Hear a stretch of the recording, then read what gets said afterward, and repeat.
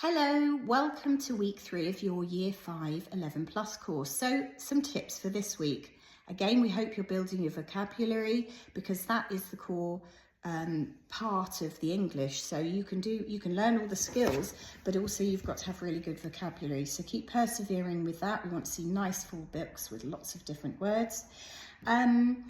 I hope that you're also downloading your lesson notes. You can print them out or you can just download them, but please do use them.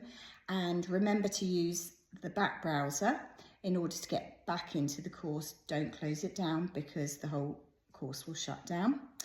It's a good idea to start aiming for getting over 75% in your test. Don't panic if you don't, that's absolutely not a problem. Use that information to know that that is a weaker area that you're going to have to keep boosting throughout your time. So the other top tip we say is hopefully you're getting into some sort of swing of it and routine, and start scheduling out your time. So please do a calendar where you write where you aim to be at the certain point in time. Factor in some holidays and some rest, but just to keep you on track. So really important.